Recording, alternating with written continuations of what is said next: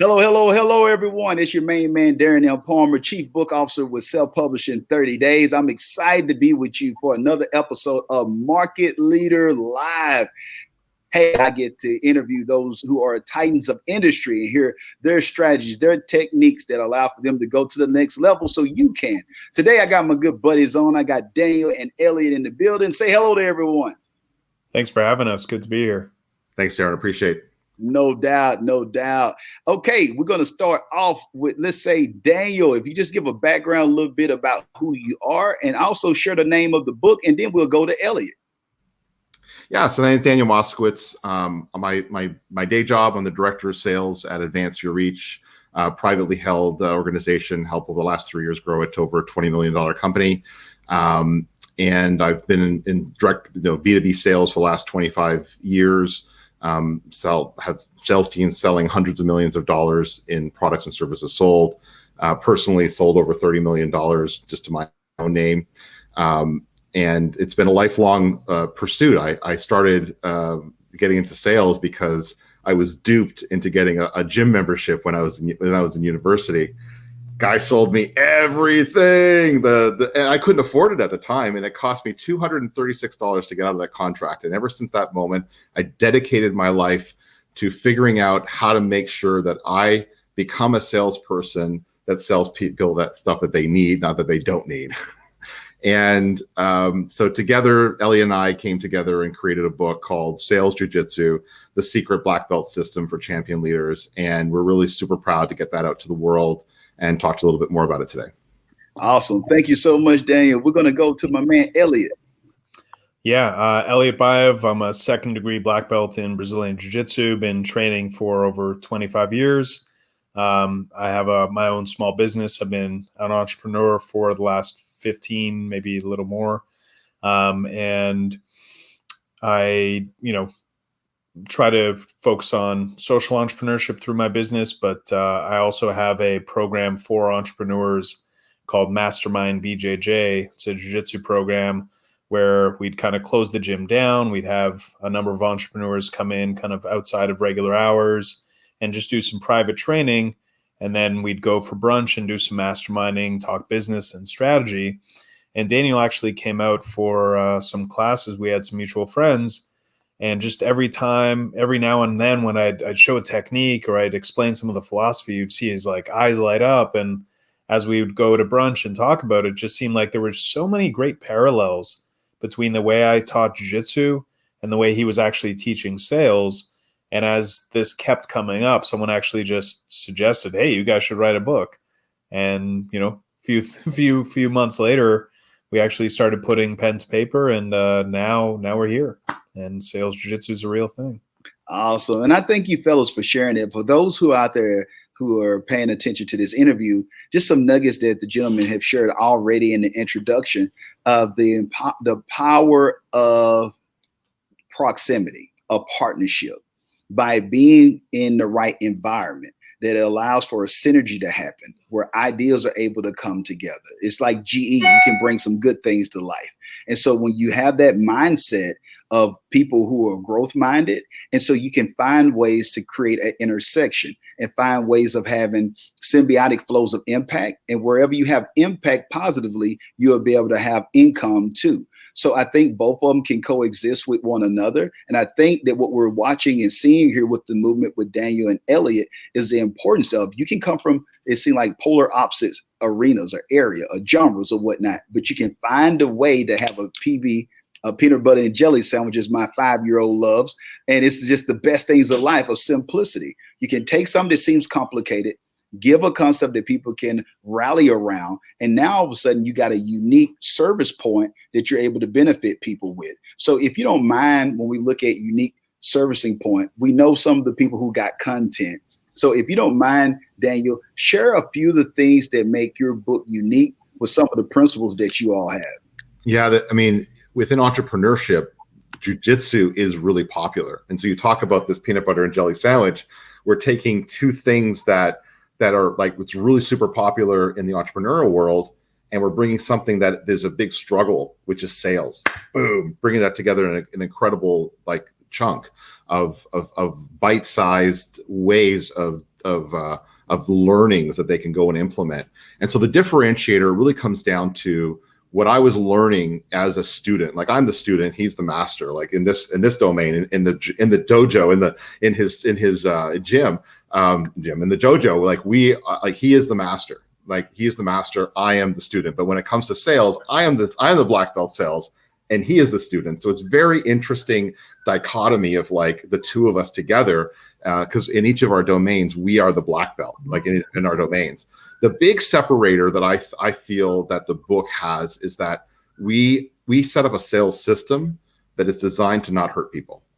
Because I was hurt, like I was hurt. I was financially hurt, and I was humiliated at the same time. And the huge separator here is that jiu-jitsu as a philosophy is it's not like, and Elliott will go into this a little bit. It's not about destroying somebody. It's about controlling somebody. And that philosophy of being able to win, but without ever hurting somebody is how the book, the core nugget in the book that came about. Elliott, talk a little bit more about that, because you just do us a great job. Yeah. So jiu-jitsu literally translated means gentle art. And the whole idea, like, for those listening who know that modern sales isn't supposed to be combative, that's like old school bullheaded mindsets, right? It's like modern sales as a service, sales as a way to actually, if you have something of value for your prospects or your clients, then you're doing them a disservice if you don't have good sales strategies and systems in place. And this approach, we're not fighting the client. If we have something that can actually serve them, then we're fighting the forces that get in the way of us being able to. And the whole philosophy is that this is us, in a sense, working with them in order to be able to serve them.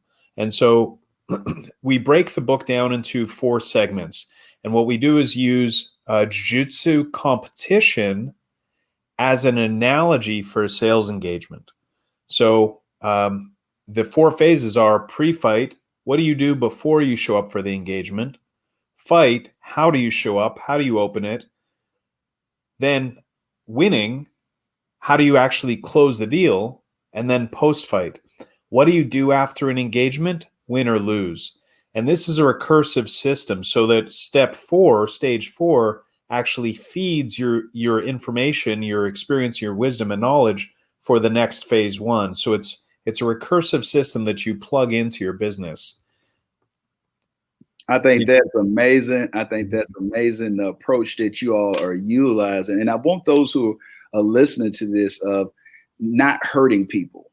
And I think that is imperative for those who are listening, because whether you know it or not, or you got the title, all of us are in sales. And so, whether it's a mom or a dad sharing with their child the importance of brushing their teeth so they're not having cavities, whether it's someone who knows that I might need to get, that I need to get in the gym if I want to look at walking my daughter down the aisle. If it's a situation for as you knowing that you want to have clarity and to be able to have peace to make decisions for those business owners and leaders who are listening to this, taking control of that, I think is important. But also the control piece and knowing that someone who can be 200 pounds overweight knows more in some cases than someone who's actually a fitness trainer. But the difference is you can know something, but still not do it. So I think what we're seeing here with Elliott and with Daniel is the importance of knowing how to help people get out their own way. And there are some things that we have because we're creatures of habit and it's habitual. So if you don't understand the difference in the understanding of the subconscious mind, making the awareness part that can trigger people to make a decision that's in their best interest, but also allow for you to have like a servant leader type heart where you're able to have them make the decision which is right. And that's not like they're being forced to do something. It carries you to another level. Daniel, can you dive a little bit deeper into this book and things you want people to extract from it? Yeah, I mean, wow, dude. First of all, I have to say, like, you're an astute man. Like you're just so on the point with the philosophy of this book. Like you just grabbed it. I love it. So, anyways, thank you, brother. So as the book came together, we figured out that we created a system that addresses some of the biggest complaints from both managers and sales professionals. And listen, if you're a solopreneur, you are the salesperson. I mean, this is all of you, right?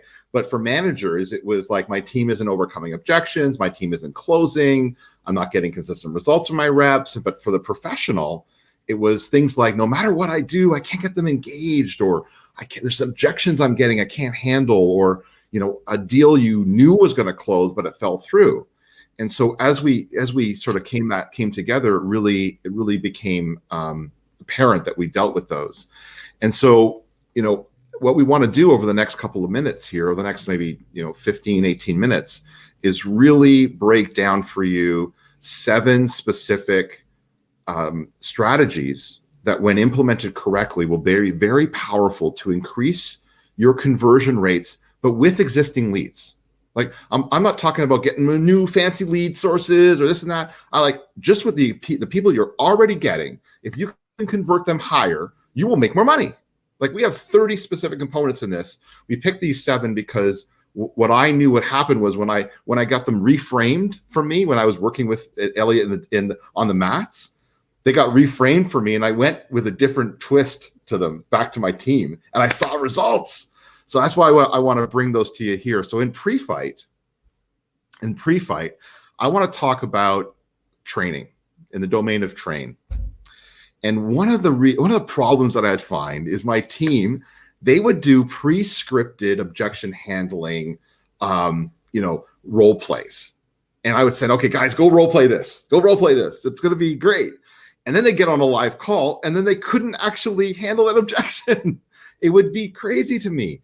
And what Elliott taught me around the idea and concept of training with resistance, it like alive versus dead training, it completely changed my mind on this.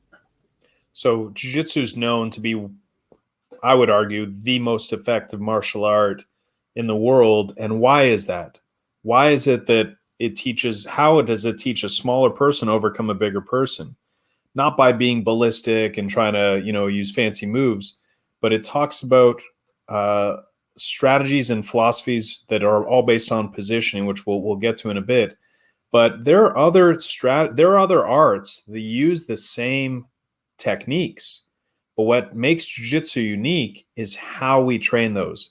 If you're working on a self-defense move where, someone grabs you by the wrist and you do maybe this 5-step response, a lot of arts will train it where by the time you do step 1, the person's basically stopped resisting and they're just waiting for you to finish your move. But in a real situation, is that how things are going to play out? No, you're going to get resistance. You're going to get surprised. There's going to be spontaneity and serendipity where this person's doing all sorts of things from the moment they realize you're trying to stop them. That's what we call an alive situation. So unless you're training alive, unless you're training against real resistance, how are you going to be ready when that real resistance comes in a real situation? Training that way allows you to prepare for the intensity of the real moment. And so that's something, well, Danny, you can explain. Yeah, and it was incredible because that kind of just opened my mind. It's like, oh, that's why that's not working. So I changed it to say, let's create sparring partners. And what they do every week, my team has an hour with a sparring partner on the calendar.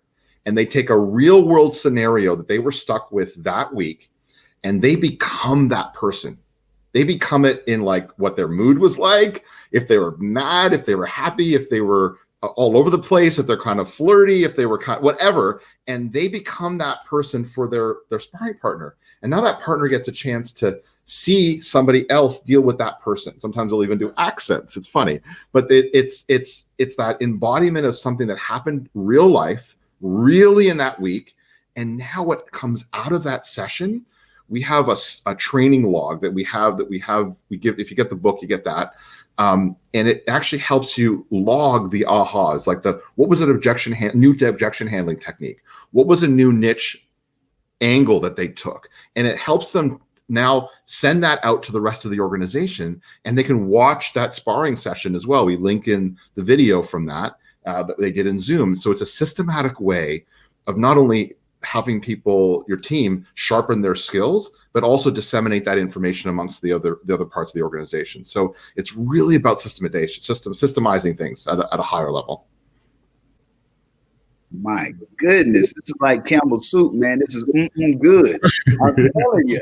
For those who are here, go get the book. The information will definitely be in the show notes, and definitely Elliott and Daniel will be able to share how you're able to get it. But just quick takeaways. That's the thing. It's just like what you would watch if you're watching an NFL game or whatnot, and you see people who are making adjustments. You might have had your scout report or what you thought that you need to look at. You had watched film previously or whatnot. But once you get in the game, that's why you see all those pictures being taken. That's why on the sideline, you see people printing things off on the printer. They're showing the formation. They're showing you where they line up. You have to be able to pivot and make some adjustments. So business owners, leaders, entrepreneurs out there, professionals, learn from what we're hearing from Elliott and Daniel of the importance on it's a game of inches. And that's not just a football analogy. Ask Russell Wilson about what he did with Tom Brady. It was a game of inches. He could have just gave the ball to my man Marshawn and go across the finish line. They threw a ball. The rest is history. Now Tom Brady won another Super Bowl. And so I'm sharing this with you all. It's a game of inches for those who are in business and survive. It's also a game of inches from those who survive to thrive. And then there's also a difference between those who thrive and those who are legendary, who create unicorn type businesses or whatnot, but they master the mundane. And this is the part that we see here with Daniel and Elliott, that they're telling us, here's the aha moments. These are the things that you need to tweak. If you make the adjustments, your team will benefit. The law of reciprocity will happen. The clients will benefit, and your bottom line will benefit as well. Elliott or Daniel, any other tips you want to add right now? Oh, yeah. So in the next phase, once we've done pre-fight, we move into fight. How do you actually show up for the engagement? And how you show up is about spotting openings, about how you connect with the person. But the core, as we mentioned, it's funny you talked about it's a game of inches. The core principle that all of jiu-jitsu is based on, from the most basic to the most advanced level, is positioning. And so once you get a good position, once you kind of work your way into a good position, your first job is not to close the deal. It's to secure that position. You've got a good spot. You've got to keep it. Once you've got that good position, then again, don't try to jump to the end. It's that game of inches you just referenced. We make small incremental steps. We improve our position. And then once we've improved our position, that's when we can set up the win. So we make sure that things are in place so that when it's time to go for, in jiu-jitsu, we call it a submission, which is kind of like the checkmate, the winning move. We want to position ourselves so well that losing is impossible and winning is inevitable. So with that in mind, we have a 4-part system: pre-fight, which we just talked about, fight, winning, and post-fight. So we're in fight now. And I got 3 moves. So as a black belt sales professional, we get paid to solve problems. And with this in mind, I got 3 moves, a 3-chain move I want to teach you guys. Secure your position, improve your position, and set up the win. Okay? In secure your position, sometimes what happens if you're going into a new niche and your team isn't closing, or you're not closing in a new niche that you're trying out, what might be happening is what I call getting to the truth of the matter. And that's the why behind the problem you solve. It's sometimes you don't have the knowledge to ask the 3rd or 4th question deep to get to that truth. You don't have, or the confidence, because it's a new niche, right? And so I'll take an example. I was trying to go into doing corporate video to a HR company, HR division of a company. And I said, so what's going on for you guys? Well, our staff are unhappy. Well, if I was an untrained sales professional, I'd be like, cool, let's solve for unhappy. I said, well, tell me more about that. And they said, well, staff and management are in alignment. Okay, tell me more about that. Well, we did a merger recently, and they're just, the merger kind of put the companies together. They're just not in alignment. Okay, merger. Okay, tell me more about that. Well, the other CEO that we merged with, there was some funny business going on. They had to be let go. Okay, so tell me more about that. Well, they just don't trust us. It's a trust issue. That's the truth. And I solve for the trust and I get the business. But if I solve for unhappy staff, I won't get the business, right? So it's going to the question behind the question, especially in a new niche. Now let's talk about improve your position. As sales professionals, okay, have you ever been in a position where you knew the sale was going to close and then some hidden decision maker came out of the woodwork and killed the deal? And so what I teach is that before moving on to any next stage in a sales engagement, always ask for the decision makers up front. I remember I was in with an insurance organization. We're selling them some corporate video, and it was like in six-figure land. I said, like, we're in six-figure land now. What, like, who else needs to be involved in this decision? The guy's shoulders went down. He's like, oh God, the whole board. I'm like, good, that's great. That's awesome. Get me everyone's LinkedIn account. I'm going to research them all, and we're going to do an incredible presentation together, and we're going to win this deal. He's like, really? Oh, okay. You don't want your champion having to represent what you want. You want to be the one they're representing it. So know your hidden decision makers early and go ahead and tackle them. Now, the last piece, the last one in the fight section is set up the wind. And listen, I've been in this situation. You've gotten close to the end of a deal, and you got an objection you couldn't handle. Like, it happens. I want to give you a bulletproof way to be able to handle this situation. And I call it COI, or the cost of inaction. Now, what happens is most people ignore the cost of inaction, or they state the cost of inaction for the customer. And what you should be doing is making the customer state the cost of inaction themselves. Get them to draw it out. What do I mean by cost of inaction? If they don't solve the problem that you solve, what will be the cost to them? Financial cost. What will be the cost in people? Do they have to lay off people, lose a family business? Like, what's that cost? But guess what? You cannot tell them that. They have to tell it to you. And what's really important here is how they say it, the cadence, the tonality. When you say it back to them, they have to almost hear their own words. Because when you use it, if they bring up an objection late in the sales process, you're like, wait a minute, I don't understand. You told me that if you don't solve this problem, you're gonna have to lay off half your workforce. So why are we talking about this objection over here when this is the problem? You told me that, right? Did I get something? Did I not hear that right? It trumps every single objection late in the process. So I call this the bulletproof vest, and it's an awesome way of doing that. So let's quickly move into winning. Is our next set in the phase. And in winning, what Elliott shared with me, you talk about a game of inches. What he shared with me in terms of not letting a win slip through your fingers in the domain of a match, absolutely changed my thinking around what it takes to come to the end and win.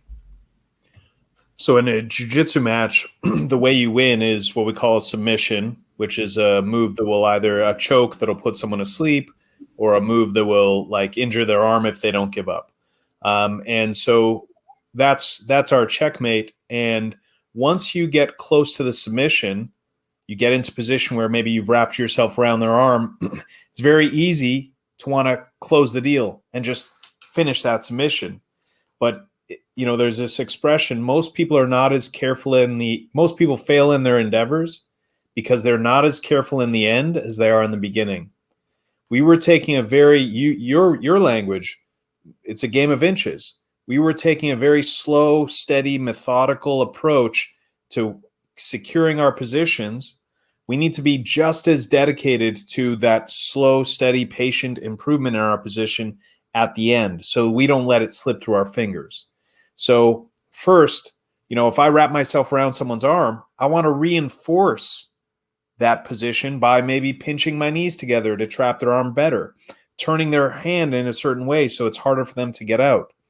And then once we've actually gone for the submission, it's happened to me too many times, or in some of my students, where you'll go for the submission, the person taps, the person signals, okay, I give up, but the referee didn't see it. If you let go and the person gives up and the ref doesn't see it, it's on them to basically be honest. I haven't lost matches that way, but it cost me time because we had to keep going. And so I was more drained for my next fight. So the idea is, once you've reinforced and you go for that submission, you cement it. You have to actually ensure that until it's officially yours, victory that is, you don't let things slip through your fingers. So there's two things I want to teach here. It's called reinforce and cement. So if you've ever been deep in a sales process and you found that your prospects should be salivating at the problem you're solving, but they're not, what could be happening here is what I call future casting.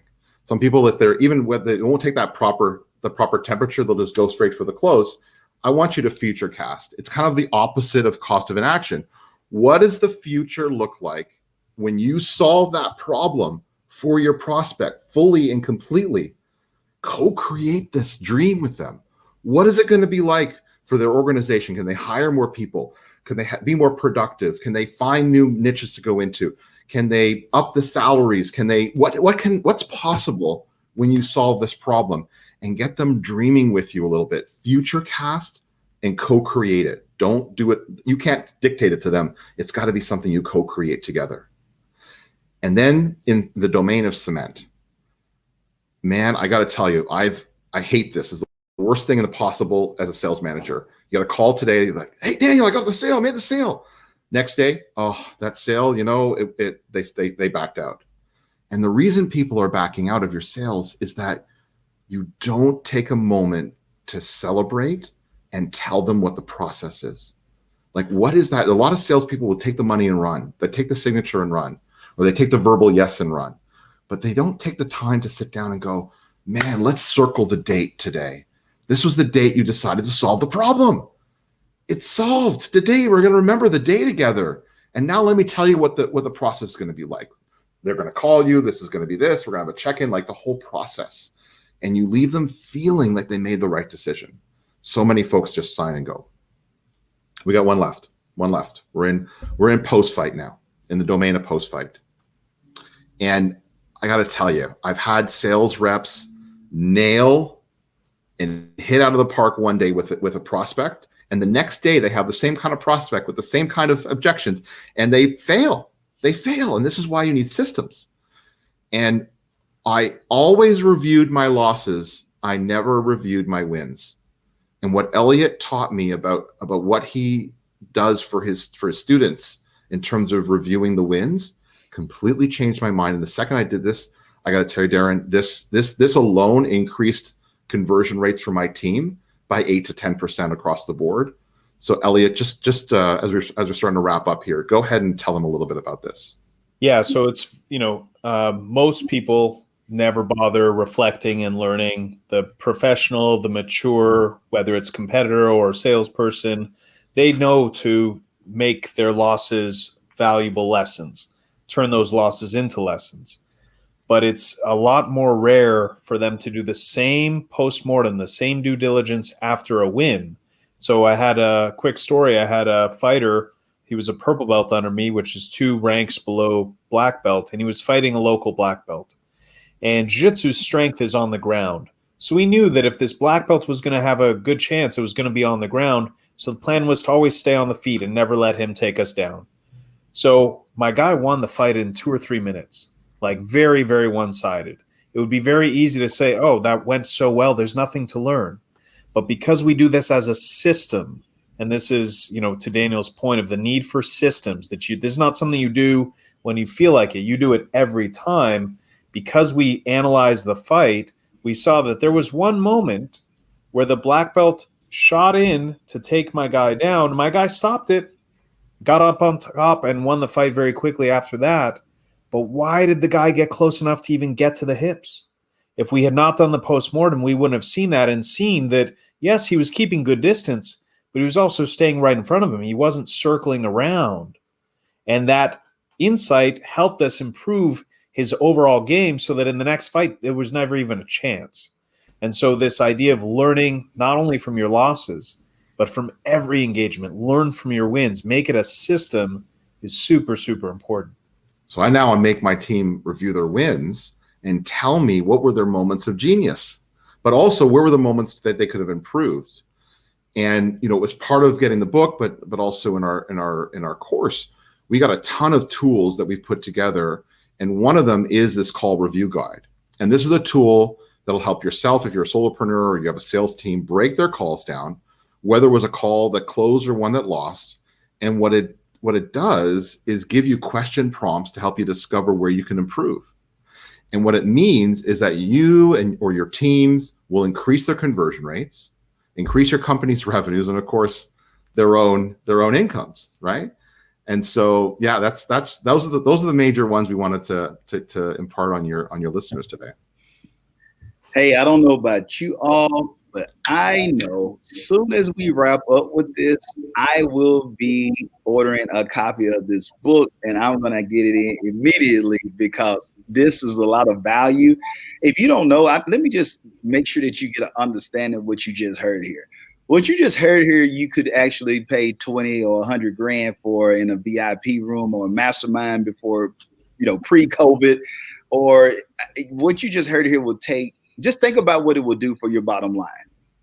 Just think about that. For those who are out there, if it's allowing for you to be more effective or be more efficient, if it's allowing for those deals, if you're just able to close 10% or 20% or 30% more of the deals that you're already losing, think about what that will look like towards your bottom line. Look at what that will do for those who are around you, those who you can actually put in position to win, or those who you know are deserving of raises that's a part of your organization, but without the lack of funds, you feel like that you're stretched right now to be able to make that move. So I thank you so much, Daniel and Elliott, for the information that you all shared with us. But before they start throwing rotten green tomatoes at the screen or whatnot virtually, please share with them social media handles. We don't have all this information in the show notes or whatnot. Yeah. Contact. But how can they get in contact with and get the book, follow you all, and other products and services that you all offer if someone wants to do a deep dive? So yeah, whether you're a solopreneur, you have a small sales team or a large sales team, the Sales Jiu-Jitsu system is going to show you exactly the steps you need to kind of get to that next level. We've created this training program called How to Sell the Sales Jiu-Jitsu Way. It's the 30-step system and how to implement it in your business. It's the how-to guide. And we have all the fillable worksheets in there, all the training logs, the call reviews, the objection database, like everything you need in order to implement it. And so you can visit salesjujitsubook.com/how to sell. So that's sales, JIUJITSU book.com/how to sell. And then we have it on special right now for you guys. So you can check it out. And all the ways to follow us and get on our list and stuff is there. And, Darren, I'd love to end with just a quick note. I really feel like Jelly and I feel that sales is a noble profession. It's a noble profession. It is a profession that gets a lot of mud thrown in our faces around sales. But we help organizations truly solve real problems in this world. And by solving real problems in this world, you actually will help the world be better. A better place, hire more people, save more jobs, increase salaries. Like, we are the ones that are out there as sales professionals making change happen by getting real solutions. And our book is not for people who want to be slimy or sleazy and sell things that people don't need. It is there to be out there, just like jiu-jitsu, never hurting anybody and being out there to be a force of good in this world. So, man, when I'm hearing that, for those who are listening, this is important. Just think about how many industries would be affected if it wasn't for sales. For one, there would be no industry if you didn't have sales. There would be no trains, no trucks on the road. There would be no online. None of that would be possible if you didn't have anybody that knew to service someone or to fulfill a need. So that's what sales is. So for those out there who are still lost in the sauce by thinking about the guy with the plaid suit on, the used car salesman or whatnot, with the little boots or whatnot, who sold somebody a lemon, you have to get past that. Because unfortunately, Daniel and Elliott, that limited belief, I see that it's hindering so many people that are brilliant. They can have more degrees than a thermometer. They can be brilliant people, and they're wondering why they're losing in life. It's because of that negative connotation that they have with sales. Instead of seeing it as servicing someone, they're looking at sales that they're belittling someone. or they given an experience that you had at the gym. So because they can't get over that limited belief, it's actually affecting everyone. It's affecting their colleges for their kids. It's now allowing for them to be able to do for their husband or wife or significant others the things that they want to do. The vacations aren't what they should be, all because you can't get over the hump of that word sales. Elliott, could you share any last words or whatnot before we close it out, my friend? Yeah, well, I think your last point is super important, that, you know, this book is designed not just for sales professionals and high-level managers, but also for the solopreneur. And so often it's their own feelings about selling that get in the way. And so just like on the mats, it helps to have kind of a how-to guide. It helps to have a tool and a resource that you can look to say, okay, what is this stage of the process supposed to look like? What's that stage of the process supposed to look like? And I think if you actually read the book, you'll see that it's not just like hot air saying sales is a noble profession. This is like, as you feel the way Daniel talks about it, his clients and his prospects, like he actually cares. And that to be able to learn from someone that's coming from that mindset, and for it to be in this framework, this very well-designed framework that breaks the whole process down into easy to follow steps, can really help whether you are that super high level like sales black belt, or you're still kind of getting comfortable with it. So we designed it really to help on all levels. And yeah, we're really proud of it. And we think, you know, feedback's been great. And we think people like it. So we encourage you. Awesome. Well, I thank you, Daniel, and I thank you, Elliott, so much for being a part of Market Leader Live today. What an awesome episode. For those who are listening, the information is in the show notes. Make sure you go to the website, go and get the information, and not just get it, but actually implement the information. So I want to share that faith without works is dead. So make sure that you implement it, and also be open to something new. I want to share that because I know some people out there right now, because you didn't see anybody show up, and I'm not knocking this because I got some friends with it, but just because it's not someone with a Lamborghini in front of it, just because it's, you know, you don't see someone with 1 million followers on IG or YouTube subscribers, you can have information that can change your whole life. I'm not saying this because they're on here. I personally know what they just shared it's the truth. I know that. I've had other sales training. I know great sales training when I hear. I know the transferable skill, how it benefits in relationships. I'm a father. I see the practices that they're talking about right now works in every area of your life. If you implement what they're telling you, not only will your sales, but you'll be like, wow, I'm getting along with my children better. Wow, you know, my relationship with my significant other, my wife or my husband, whoever that may be, is better. Wow, the team is responding better. What happened? It's getting the right information and implementing it like you would be able to get out of sales jiu-jitsu. So thank you so much, fellas, for coming on. I really appreciate it. Thank you, Darren. This is a lot of fun. Awesome. For those who are here today, remember, let your next move be your best move. Until next time, if you want change, be the change. Be blessed and be great.